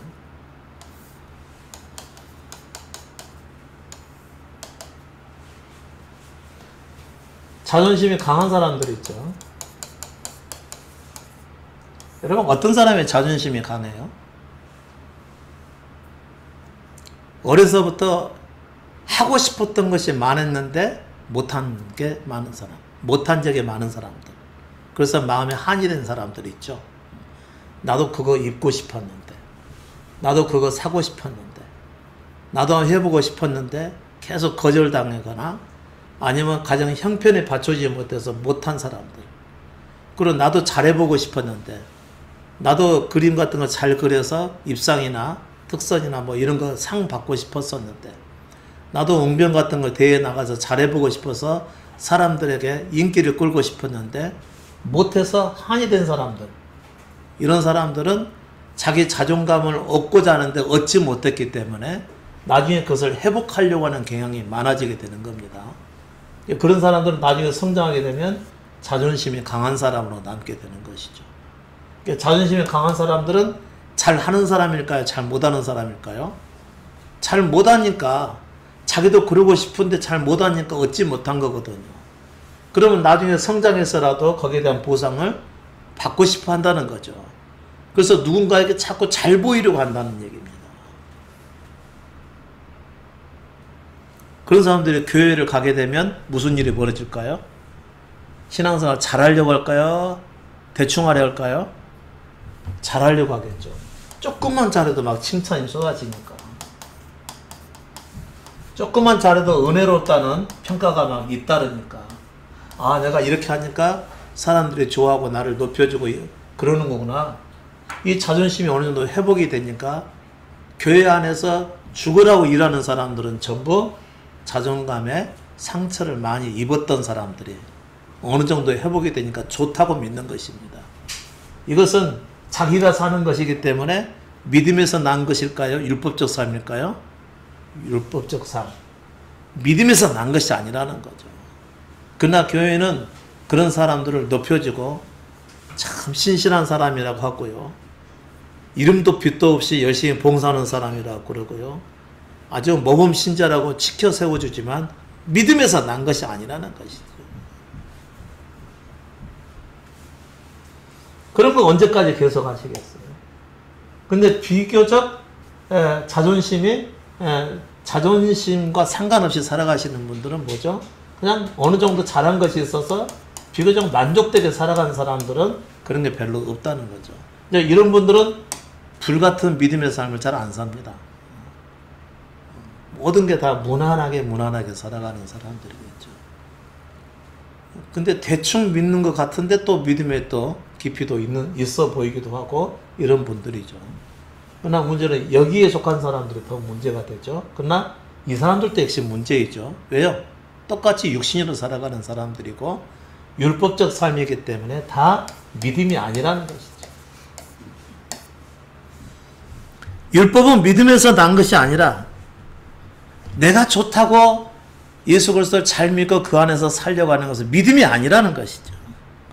이를 행하는 자는 그 가운데서 살리라 하였느니라. 그리스도께서 우리를 위하여 저주를 받은 바 되사 율법의 저주에서 우리를 속량하셨으니 이제는 거기에 매여서 살지 않아도 된다라고 하는 거죠. 그리스도께서 죽었다는 사실은. 이 율법적 삶을 사느라 우리의 삶이 결코 평안하지 못했는데 그 저주받은 삶을 예수께서 대신 받으셨기 때문에 다시는 당신은 이 율법에 매서 살아갈 필요가 없다라는 것을 얘기하는 겁니다. 예전처럼 철저하게 예배를 드려야 된다거나 반드시 주일성수를 해야 된다거나 꼭 기도를 해야 된다거나 영혼들 위해서 기도를 해야 된다거나 그리스도를 향해서 헌신된 삶을 살아야 된다거나 그 율법적 삶에 다시는 거기에 매여서 살아갈 필요가 없다라고 이미 기록이 되어 있다는 것이죠. 여러분 수많은 사람들이 예수처럼 바울처럼 살고 싶다고 얘기를 하지만 예수님이나 바울이 했던 그 말씀의 요지조차도 알지 못한 사람들이 많다는 거죠. 얼마나 헛된 찬송이겠어요. 얼마나 헛된 바람이겠어요. 그건 믿음이 아니라 다 율법적 삶이라는 것이죠.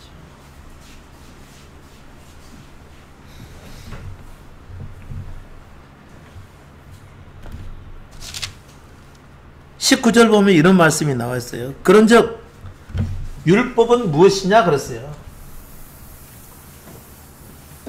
내가 하나님의 말씀대로 살아야 된다고 하는 것은 무엇이냐? 율법은 무엇이냐?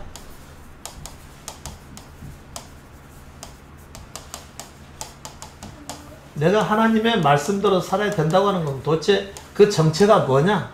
그것은 율법은 무엇이냐? 범법함을 인하여 더한 것이라 그랬어요.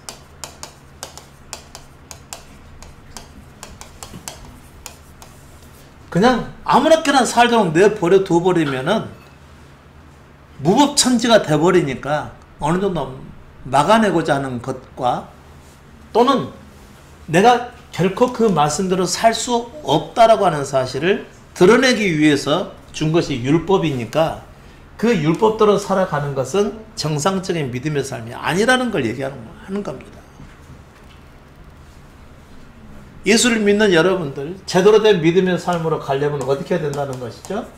이 율법적 삶을 내려놓으라고 하는 거죠. 포기. 이 저주스러운 삶을 여러분에서 끝내버리는 겁니다.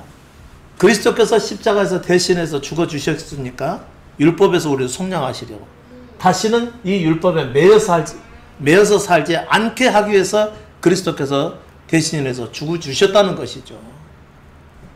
그러니까 뭐 예배 드리는 문제, 말씀을 반드시 봐야 된다는 문제, 기도해야 된다는 문제, 반드시 뭐 이러면 교회를 가야 된다는 이런 그 붙들림, 어떤 의무, 형식 이런 것은 이제 더 이상 지킬 필요가 없다라고 하는 것이고요. 또 한 가지는 진정한 율법적 삶은 뭐라고 그랬죠? 내 생명으로 살려고 하는 것이죠. 내가 옳게 살려고 하고, 내가 의롭게 살려고, 내가 선하게 살려고 하고, 내가 생각할 때 옳은 삶을 살고자 하는 이것도 버려버리라는 것이죠. 그래서 주님께 모든 것을 맡기고 그분께서 인도하신 대로 그냥 따라가서 살으라고 했던 이유는 뭐냐면요.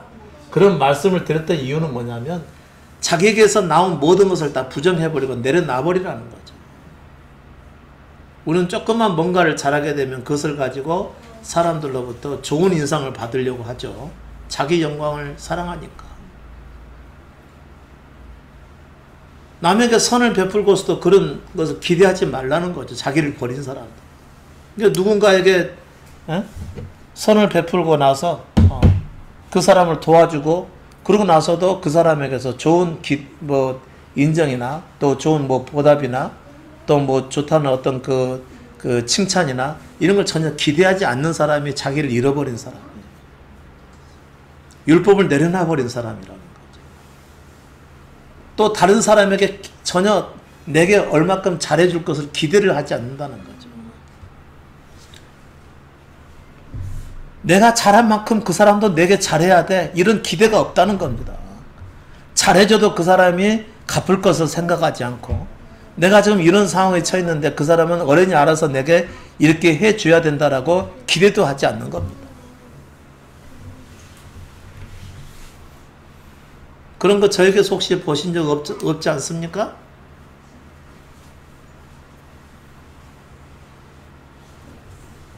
흔히 나타나는 현상, 말씀 잘 전하고 사람들로부터 좋은 평가받고 싶은 거. 여러분도 누군가에게 잘하고 나서 좋은 평가받고 싶고 칭찬받고 싶어하는 것.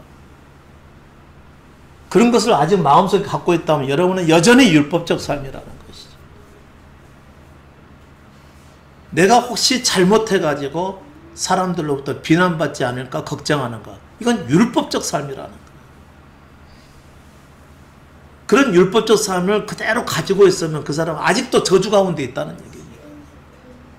못마땅해서 살고 은근히 그 사람이 미워지고 내가 원하는 대로 안 해주니까 그 사람에게 섭섭하고 이런 섭섭한 마음을 품고 살아갈 것 아니겠어요?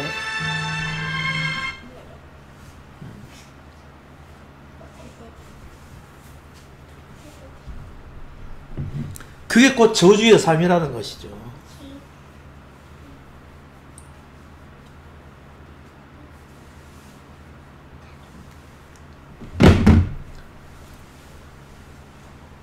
내가 행한 대로 누군가에게 보상을 바라는 거예요. 여러분 예전에 많은 기도의 시간을 갖게 되면은 어떤 일이 있을 거라고 예상을 하죠? 위로부터 내게 복이 임할 거라고 생각을 하는 겁니다. 눈을 비비고 새벽기도 갔다 오게 되면 뭐가 기대가 되죠? 내가 기도했던 것을 응답받을 것 같다는 그런 기대를 하게 되지 않습니까? 기분이 좋아가지고 오죠. 그렇게 되던가요? 안 되면 또 어떻게 생각하죠? 내가 정성이 부족해서 이런가 보다 생각을. 안 해도 될 것을 가지고 정성을 들이느라고 얼마나 또 저주의 삶을 살겠어요. 남들은 운동 갔다 오는데 자기는 기도하고 갔다 오느라고 몸이 상해가지고 돌아오는 거예요. 기도 응답도 못 받고 저주받은 삶이지.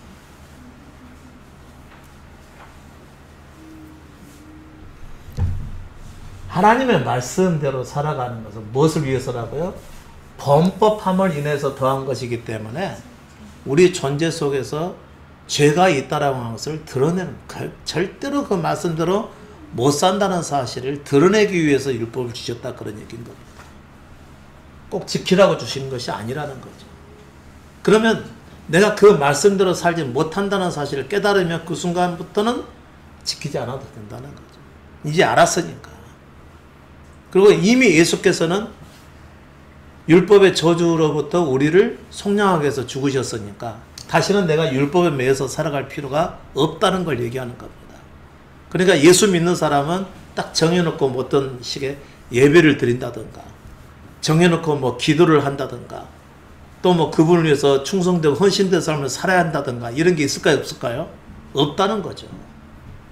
그리고 자기를 주님께 맡기고 주께서 나를 인도하신 대로만 따라서 가면 되는 것입니다. 이게 믿음의 삶이죠. 그런 삶들을 통해서 우리는 더 많이 우리 속에 있는 죄를 보게 되고 악을 보게 되고 내 자신을 미워하게끔 돼 있고 오직 그분의 긍휼을 향해서 긍휼을 구하고 그분께서 나를 구원해 주시기를 기다리는 마음을 가지고 살아가게 되는 거죠. 그러나 그분께서 너를 긍휼히 여기서 내가 너를 구원하리라 약속하셨나요, 안 하셨나요? 약속을 하셨다는 거죠. 그 약속을 믿고 그분의 약속을 받을 때까지 계속해서 그분을 따라가는 삶이 믿음의 삶이라는 것이죠. 쉽게 얘기하면은 우리 모두가 어떤 가운데 있는 것이죠?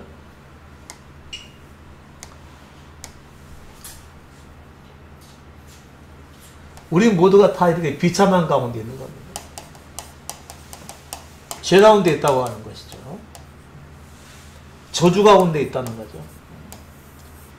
모두가 저주 가운데 있다는 얘기는 모두가 다 이 율법적 삶으로 살아가고 있다는 얘기입니다. 자기 속에 선하게 살아야 된다고 하는 부담감, 바르게 살아야 된다고 하는 부담감 속에서 가지고 살아가는 것이죠. 그러면 그 결과는 항상 저주와 같은 삶이 내 속에서 경험이 되는 것이죠. 여러분들은 어땠는가는 모르겠어요. 저는 어려서부터 바르게 살아야 된다고 하는 생각을 끊임없이 왔었습니다. 또 제가 어렸을 때 어른들이 어린 그 자녀들에게 가르치는 내용들은 항상 바르게 살아라 했습니다. 초등학교 때도 항상 도덕이라는 시간이 또 있었죠. 항상 바르게 살기를 교육받았던 거죠. 그래야 복을 받고 잘 된다라고 했다는 것이죠. 근데 돌아온 것은 뭐였죠? 바르게 살려고 하면 저주가 온 것이죠. 남에게 친절하게 대해주고 잘해주고 그리고 그 사람을 끝까지 도와줬더니 돌아온 것은 항상 보답이 아니었다는 것이죠. 물론 잘 알고 보답해 주는 사람도 있어요. 실망할 때가 상당히 많았고요. 내가 기대했던 것보다도 덜 보상을 해주고, 어떤 사람은 아예 모른 채 해버린 사람도 있고, 오히려 돌아온 것은 내게 실망뿐이고 저주 같은 그런 삶이 또 훨씬 더 많았다는 거죠. 나는 바르게 살려고 했는데, 여기는 세상이라서 그런가 보다 하고 교회로 갔더니 처음에는 뭐가 잘 될 것 같지만 나중에 교회에서도 역시 마찬가지라는 것이죠. 율법은 저주의 삶을 가져오는 거니까 모두가 다 여기에 속해 있는 것이죠. 그래서 하나님의 구원은 무엇이죠? 여기서 우리를 꺼내주시는 겁니다. 이 수많은 사람들 중에서 보고 그 사람을 이렇게 꺼내주시는 겁니다. 이게 뭐냐면 예수 그리스도를 따르게 만드는 것이죠. 이전에 이와 같은 삶을 버리고 예수 그리스도를 따라가면 그 다음에 구원이 임할 것이라고 하는 것이죠. 이게 그리스도의 가르침이고 하나님의 말씀입니다. 그러니까 다시는 이와 같은 어떤 율법이나 형식이나 내가 해야 될 삶의 어떤 리스트를 가지고 살지 말라고 하는 것이죠.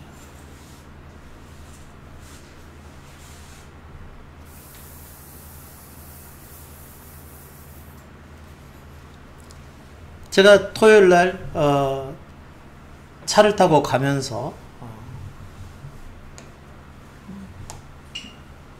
두 분에게서 메시지를 받았죠. 저는 오늘 그냥 줌으로 참석할게요. 오늘 이것을 뭐라고 그러죠? 자기 의지라고 그러죠. 연달아 두 군데서 오니까 제가 속으로 그런 생각을 했죠. 오늘 줌 안 할지도 모르는데. 저는 줌 준비를 다 해가지고 갔어요. 근데 아니 오늘 안 할 수도 있는데 어떻게 저렇게 말씀하시지? 물론 저는 한다고 생각하고 다 준비하고 갔었죠. 그래서 딱 도착해서 보니까 장비 하나를 안 가져간 겁니다. 이게 처음으로 줌 모임을 못하게 된 것입니다. 그러나 수업 모임은 정상적으로 갔습니다. 그렇게 얘기를 했던 것이죠. 자, 그러면은 이렇게 말씀하시는 분들 보죠. 할게요.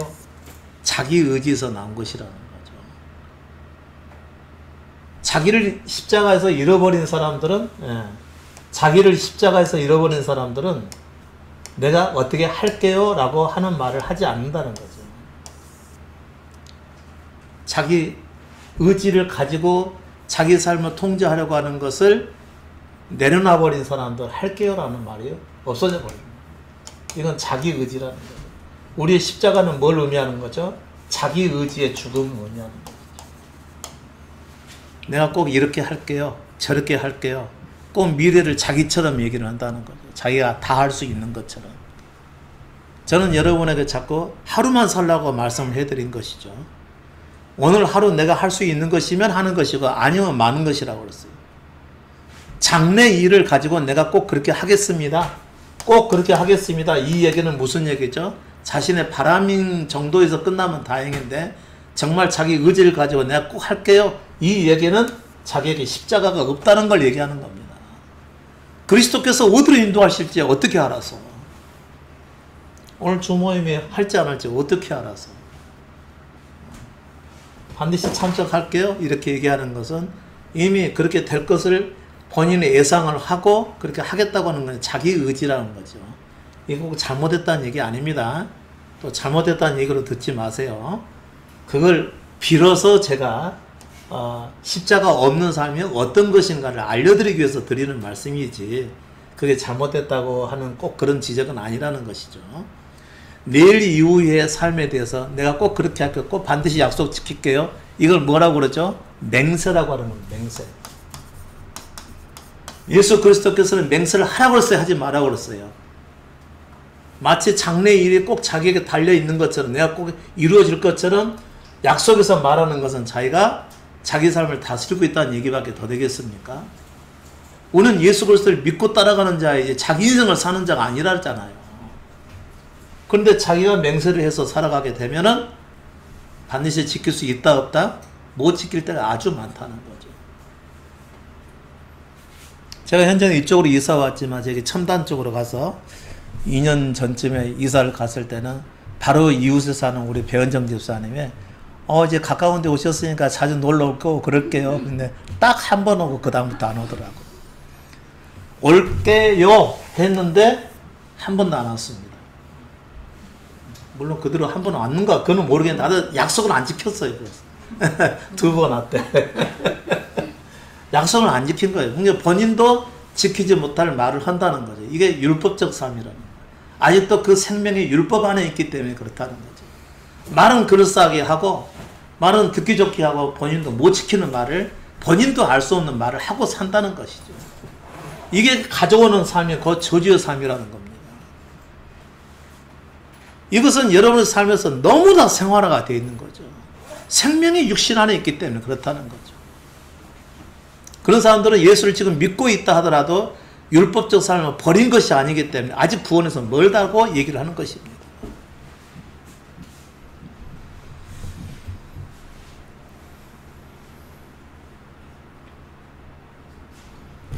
말씀 한 개 더 읽어드릴게요. 시간이 거의 됐네요. 믿음이 오기 전에 우리가 율법 아래 매인바 되고 계시될 믿음의 뜻까지 갖췄느니라 그랬습니다. 믿음이 오기 전에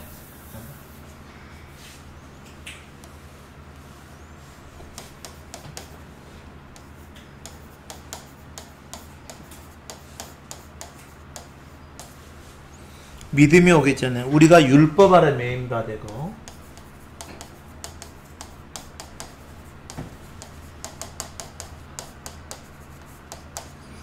계시될 믿음의 뜻까지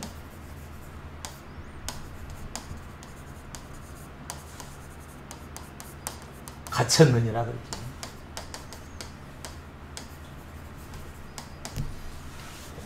갖췄느니라.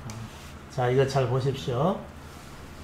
믿음이 오기 전에 우리는 율법 아래 매인바 되었다는 거죠.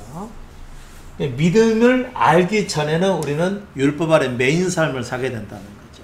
내가 뭔가를 해야 될 것 같고 안 하면 쫓기고. 우리 전에 믿음에서는 성경 열심히 보고 기도 열심히 하다가 갑자기 믿음은 그게 아니라고 하니까 안 했더니 불안함이 찾아온 적이 있죠.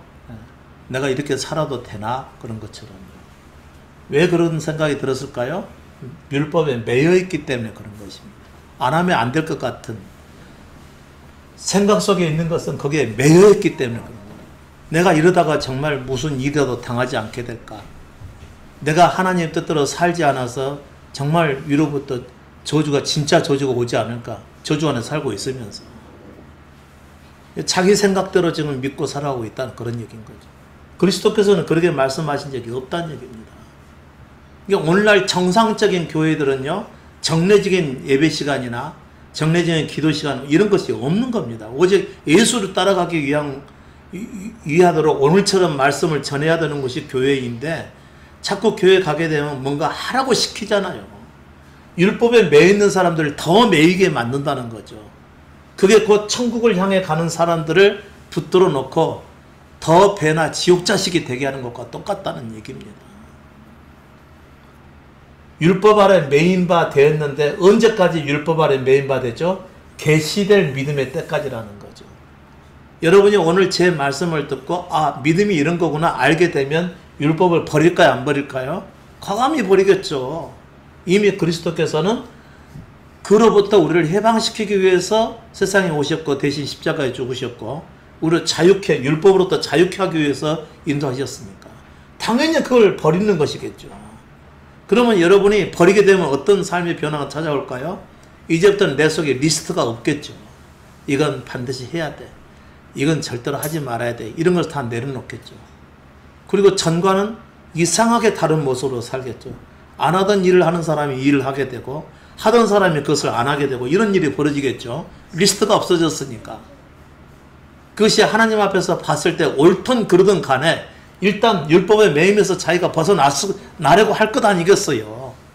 그랬을 때 삶의 변화가 점점 찾아오고 그 사람이 믿음으로 전환되는 결과를 가져오게 된다. 그런 얘기인 겁니다. 그러니까 율법을 벗어버려야 여러분이 믿음으로 들어가게 된다는 것이죠. 근데 왜 아직까지 그 율법 안에서 살려고 하냐 이거죠. 율법을 버리지 않으면 아무리 예수 그리스도를 믿어도 어떤 약속이 없습니다. 성령의 약속도 없고 하나님의 자녀가 된다는 법도 없고요. 구원도 받지 못하고 성령도 임하지 않게 되는 겁니다. 속아서는 안 됩니다. 율법 먼저 버리십시오. 스스로 살고자 하는 것 내려놓으십시오. 믿음이라고 하는 것은 내 자신을 내려놓고 그리스도로 살고자 하는 겁니다. 이 믿음의 핵심의 사실을 여러분의 삶에서 경험으로 깨닫지 못하게 되면 영영 여러분은 믿음의 삶을 살지 못하게 될 것입니다. 율법을 벗어버리시기 바랍니다. 오늘 여기서 마치겠습니다.